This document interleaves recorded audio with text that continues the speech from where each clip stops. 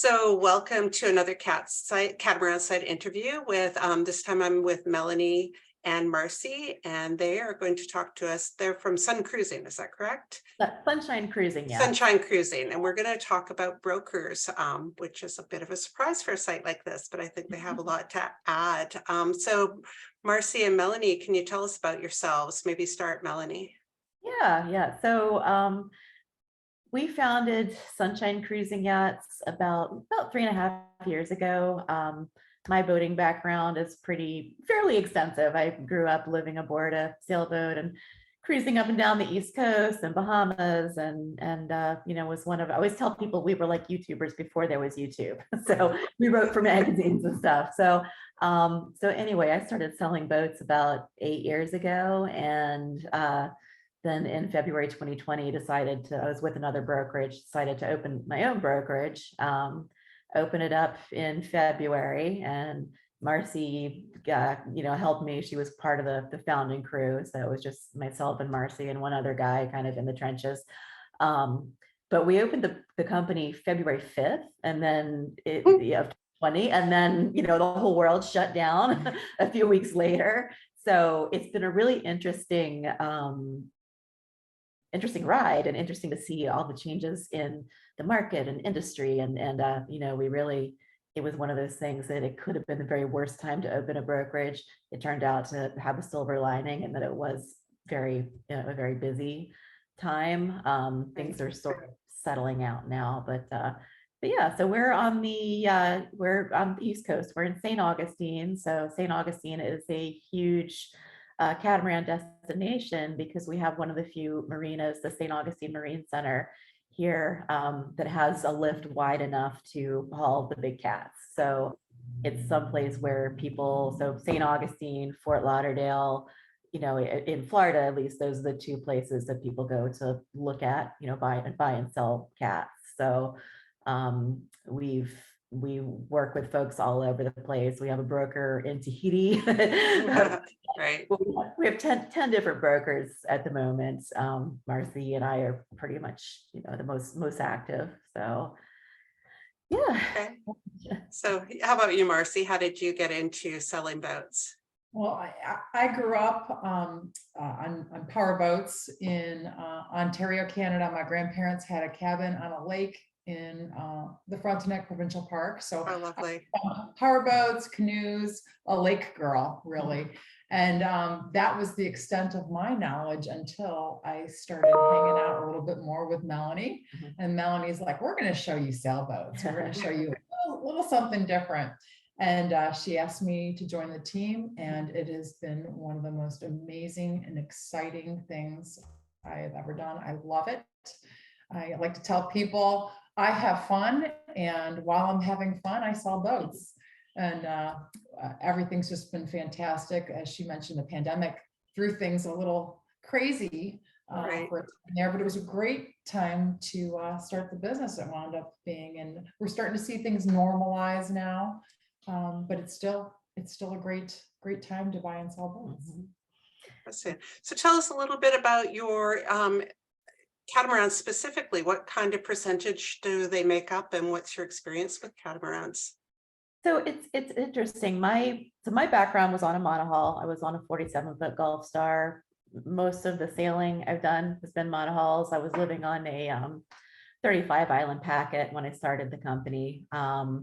So it's, just sort of by default, I sold a lot of island packets. I sold a lot of monohulls that, were similar just to where I have my experience. And, I realized when I was with my last brokerage, Edwards Yacht Sales, that I had to learn about catamarans. And the cat that made me fall in love was a Manta 42. I love, one of my favorite boats. So I think that was, I sold a couple Geminis, then the Manta, several Lagoons, we've sold most of the, the major types. And since then, I've just made it a point to, you learn so much about boats when you're doing surveys and trial runs. I thought I knew a lot about different kinds of boats before I started selling them. And, you realize every different boat you go on, every different boat you sail is, you get to know the characteristics. And I think so we probably, right now, a third of the deals that we have going on are cats. Okay. We have a Seawind under contract. We have a Gemini, a Cadillac, a Kennex. Those are the ones that are under contract right now. And then listings, we have a Lagoon. It's a 420, I think. 400? Yeah, 400. And a Prout. yeah, and a Prout. Working on another one soon. Right. So it sounds Yeah. like a real range of boats. So often on the Catamaran site, it's for people who are working to sell their own boats. So why is it sometimes great to sell your own boat? Like, what are the benefits of going without a broker? So we, and Marcy's going to jump in. We'll we always tell people, and I've always told people, if you want to do it yourself, do it. I would never discourage somebody from selling a boat, themselves. They're obviously, the main advantage is that you don't have to pay a commission. So the seller in the deal, just like a real estate transaction, the seller is the one who pays the commission. So, the benefit to both the buyer and the seller, obviously, is that the buyer can, theoretically get the boat for less, and the seller doesn't have to pay a commission. It's, and I think also, nobody knows your boat like you do. I can learn about it when I go to list a boat. I usually, the first thing I say is, hey, give me a tour of the boat like you're trying to sell it to me. Tell me what you like about it. It's so, I think having the knowledge about it, and obviously the financial aspect are two good reasons to do it on your own. What tends to happen, and I've said I've owned, I think, 5 boats as an adult, and I've always sold them on my own until recently when I had access to brokerage tools. but there's a point where people realize that it's a lot of work. It's a lot of work. There's a lot of paperwork. You're fielding, lots of different phone calls. You're showing the boats. It takes on average 10 times to show a boat, or 10 showings before you get it under contract. So there is a very, very time consuming thing. Right. So there are a lot of people who, start out to sell the boat themselves, but then they have to move home. They're from the Midwest and they've been cruising and leave their boat in Florida. So that's sort of part of that turning point where people decide to go with a broker. That's a really interesting statistic, the 10 showings per. When talking about that, Marcy, did you want to jump in on that one? Just to comment, we are actually helping, a good example right now, we're helping a for sale by owner with a Manta Mark IV, they found their own buyer, but the financial and the legal aspects of it, both sides felt very comfortable having a broker involved. And so we are helping with legal contracts, the fiduciary holding the escrow, helping to manage every step of the way as they go through the survey process and the conditional acceptance and stuff, and having the documents to keep both parties feeling good, feeling safe, and being excited about the process. So that's kind of a hybrid in between. Right. A true for sale by owner and going with a brokerage. We've met some people in the middle. So tell me a little bit more about what is a hybrid offering, something you do regularly, or is that something people approached you with? It tends to be something that people approach us with. It's not a normal practice in selling boats, again, because it's the brokerage takes on a lot of responsibility and liability, handling paperwork, and that's sort of the scary part of it. Right.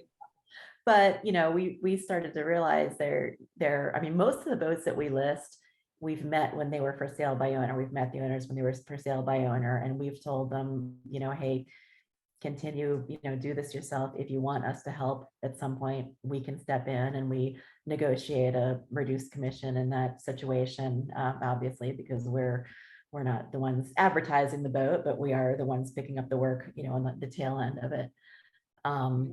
So it's something we've started to see more and more. And in the last, and you guys know well, in the last couple of years, the catamaran market's been just kind of crazy. So Yeah. it's been fairly easy for people to sell boats on their own. I mean, when I threw out there the 10 showings for a boat, that's across the board, but it's also not during COVID times. I mean, Right. I had a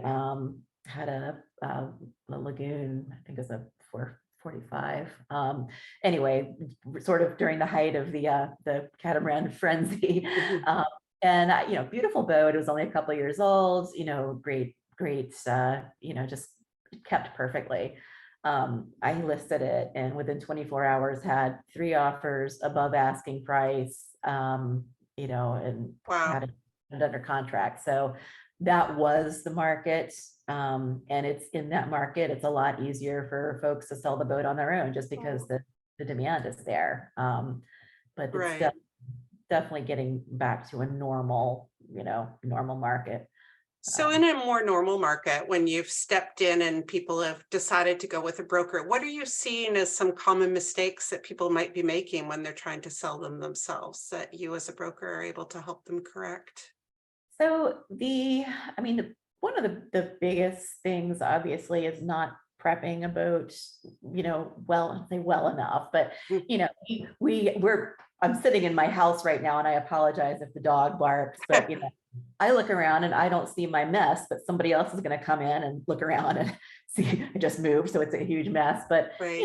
if you're living on your boat, for example, which I've lived aboard for a long time, but if you're living on your boat and you have a lot of stuff, people don't clean up their clutter. That's one of the big things because somebody wants to go aboard that boat and envision themselves on the boat. They don't want to go aboard the boat and open a closet and it's full of somebody else's clothes. So getting rid of the clutter, taking care of the cosmetic stuff. And, most of us that are, sort of serious cruisers or have been in this world a long time, we know that the cosmetic stuff is important, but it's not the most important thing. So there are people that will let the cosmetics go in favor of having a mechanically sound boat. You have to do it all. So that's, cleaning. We're just talking about things like cleaning the engine compartments, cleaning your engines themselves, making sure, it's very easy. It's not that easy, but, to wire brush and paint and the things like that, when you're on a normal and sort of a normal day-to-day relationship with your boat, you don't think doing. So beyond prepping and cleaning, what are some other things that you find people haven't quite got right? I think pricing is one of the things, and that's something, we all know there's asking price and there's getting price, Right. selling price, and boats are a very emotional thing. So we're emotionally attached to our boats, so to us, the boat's worth something, it can be worth something different than what the market, says it's worth. So Right. So we work with a lot of folks that, once they start working with us, we're able to show them, you can go online and look at what every Manta is listed at and, and assume that that's what the boat's worth. But we have access to sold boat data. So we can go back and tell you, hey, this is what this boat was listed for. This is where it was. It was listed for 3 months and then it sold at this price. So we have access to a lot more data than normal buy owner sellers would. So that's the other big thing. And it's very frustrating. Boats are, this is not something that you should say as a broker, but boats are a terrible investment. Right. I always tell people they're an investment in your happiness, your quality of life. They're an investment that way, but they depreciate. Yes. Well, everybody hears the story of somebody who's bought a boat to go cruising for 4 years and come back and sold it for more than they bought it for. And I Yeah. think there's a lot of expectation that that's going to happen, Yeah. especially with catamarans being so popular. So what are some tips you have for people to get the most out of their boat, their catamaran, when they sell it? What kinds of things can you do beyond keeping it really clean and catching up on cosmetics? Is there things like moving it to a really good port, or what kinds of suggestions? Yeah, it's, yeah, like Marcy said, easy access. I mentioned in St. Augustine, where a lot of catamarans get stored at the St. Augustine Marine Center here, because it's a, hurricane safe place and all that. But having your boat in an area where there are other similar boats for sale. I always tell people too, somebody will, if you want a specific boat, you're going to travel to it. So, location, unless you're someplace really difficult to get to, location doesn't matter that much, but bring it to the US, bring it, if it's a US flag boat, and have it in a place that's, that's easy for people to look at it. The other part of it too, obviously, we mentioned cosmetics, making sure everything works. And we have a whole checklist that if anybody's interested, we're glad to share. We have it's a seller's guide, but it's got a pre-survey checklist, a checklist of things to do when you're listing the boat, just things that you wouldn't normally think of. But the day before your survey, you want to go through and turn on everything, make sure, one little thing not working could mess up the deal or mess up the financial part of it. The survey is not the first time that things should be tested. Yeah. That's for sure. That's a great tip. Yeah, And I think that might be even on our website. The information. it is. packet. Yep. The buyers and sellers packets are both on the website. So it's there's I think the other thing too, and you mentioned the example of somebody who buys a boat, takes off to go cruising and sells it a year later for more. That doesn't really happen very often.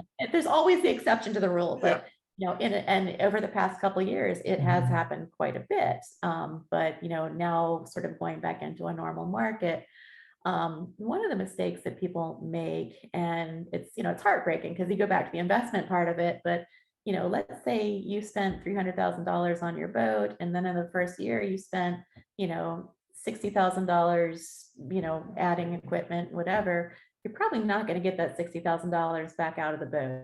You're probably not going to, be able to get exactly, everything you've put into the boat. Now you can get more, or it can help you sell the boat more quickly. Like there are all kinds of ways that it can help, but we see people that, that get really disappointed because they're like, well, I just put lithium batteries in and I spent X amount of money. Well, your buyer wants AGMs and doesn't really care, Right. and that's just, so there's that. I think overvaluing the equipment on the boat is definitely a common mistake.